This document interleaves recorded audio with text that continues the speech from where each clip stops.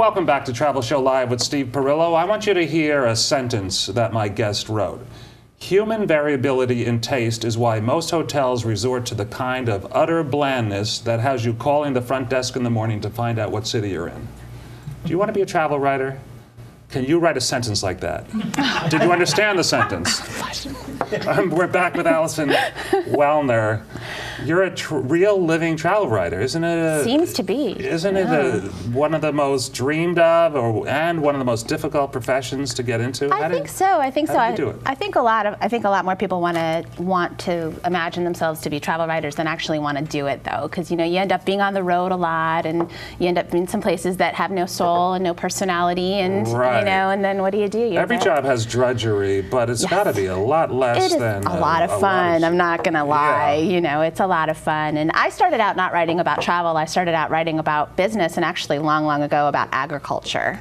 And really? Yes.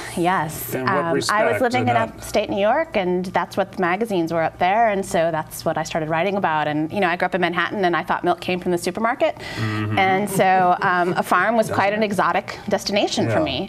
And what was your major in college, may I ask? Political science with a minor in communication. I thought I'd be a lawyer briefly. But your writing skills, you got that from reading and writing, I suppose, right? Yeah, and also in high school newspaper, that kind of thing. Listen, I don't want to, there's a vacation for everyone, but we have something in common also, and that's these big floating ships that are really, you call them shopping malls at sea. Yes. But there is a place for that kind of vacation, but how do you put it in context, that kind of vacation, or do you think it's, what do you think about it? Well, I think it's not for me, so we can just start right there, but there are a lot of things in the travel world that aren't for me or for you. But cruises come from, you could be on a freighter to being on a That's sailboat. True. There are many different types of cruises, and there's actually a few that I'd be interested in doing. There's one to Antarctica where you go on like the nuclear icebreaker, and I think that would be super. What is that called? Do you know? That would be super cool. I think that's Lindblad runs that. And I think and then you swim. They like cut a hole in the ice, and and they put a rope on you in case you have a heart attack, and you get to jump in. And Wetsuit optional? I'd be down with that. But I think you need a wetsuit. Or else it could be sort of like a suicide cruise. But there are certain types of travelers for which a cruise is very appropriate, and there are smaller cruises that also don't have that type of theme. But my objection is that it's a vacation, yes, but you're not experiencing the world. You're not traveling as such. And I think people should travel. I think a lot of people don't really want to travel. I think a lot of people want to kind of have the world that they know around them in sort of like a bubble. There's nothing wrong with that. There's nothing wrong with that, and they just want to experience the world in little, very controlled bites, and then back to the safety of the buffet. And I think that I think that we should encourage that. So I'm gonna back off a little bit from my previous condemnation of cruise ships, because I think that it's good for people to get out into the world, even if they're only willing to do it in just a very small way. Push the envelope, whatever the envelope happens to be. Does everyone know about my dog Harry? Do you have pictures? You can find him on Facebook, Harry Perillo. Please be a friend. He's got 600 friends already. I bring this up because I have about 100 friends. Harry has 600 friends. How many friends do you have on Facebook? Oh, I don't even Alison, know. you don't count? I count every day. Hundreds, maybe. Hundreds, maybe. Harry has 600. Yeah.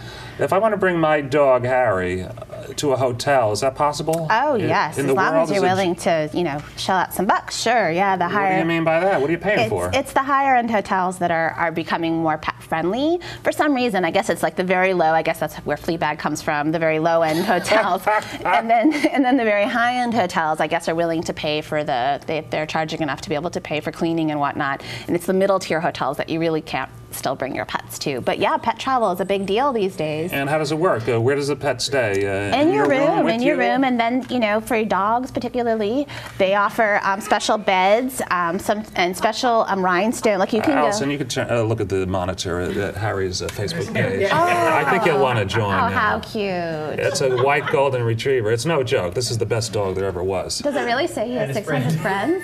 Yes. You have to. You gotta wait for his request. Harry's home right now in that same position. In fact, that may be a live monitor of him. How does he work the mouse? Can you name the specific hotels, or is it just in general the higher-end hotels? The higher-end hotels do it. I, for example, stayed at the Intercontinental in Montreal with my cat. Yeah, my cat was a little old and ill and needed some medication, so my husband and I took her with us. But that's controlled. You have it in the little carrying case. Oh, you no, walk you in haven't met my cats, man. I mean, she was all over the room. But, I mean, the things that... in the public areas. No. I walk my dog into the lobby. Yeah. Oh, and then there are also hotels that do cocktail hours for dogs, so that they provide... there's a hotel in Florida that does this. They provide special drinks for the dog and then special martinis for the owners, and the dogs run around and the owners drink, and it's all quite civilized and lovely. There's special pet menus. There are sometimes nicer than the humans menus. I bet. Yes, and they're designed to be restorative from the stresses of travel. You can take your dog surfing. You can take surf lessons, and the dog can have a surf lesson. I don't see why not. What is the charge? How do they charge for a dog? Some hotels charge a little more, others just include it. It's a way of being competitive in these difficult travel times. My dog might make a mistake, though. I wonder what that would be like. It would be horrible. I don't know what I mean? Yeah, no, I know. I think that they've baked that into the price. New carpet.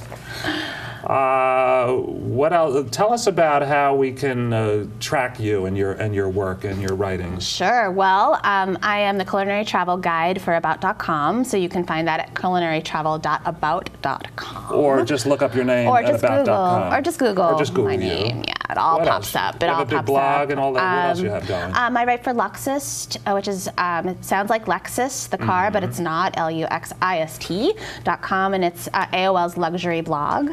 And I also have a once-a-week essay that I write for Perceptive Travel.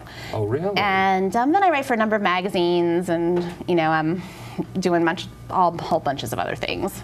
So what about your travels? Where have you been and where are you going? Well, where have you been lately? I just got back from West Sweden. I was at West Sweden. Isn't it very skinny already? It's pretty skinny, and most Americans don't go to West Sweden, so they're not very used to seeing us there. So it's safe. You can go. They haven't Stockholm developed. is on the. It's on the other side. It's on the right side. Yeah, it's on the other side, and so Gothenburg is the city that's in Western Sweden, and actually I think it's going to be a very, very cool city coming up. I think it's one of those up and coming cool European cities. And you went there for what reason? I was at a culinary academy, and so I was learning about Swedish food. Swedish meatballs.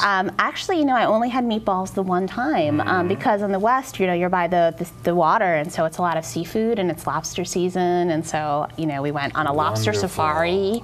Wonderful, lobster safari. It was very cool. Where are you going cool. next? Mexico.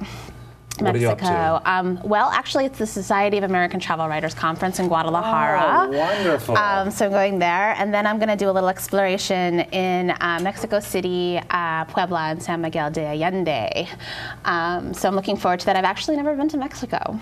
Have a great time. Thank you. And we'll be reading your writings and looking at your career in the long future. Cool. Thanks. Very nice to meet you. Nice to meet you, too. Thanks for having me. Thank you, everyone, and we're going to have a great guest again next week. This is Travel Show Live with Steve Perillo, signing off.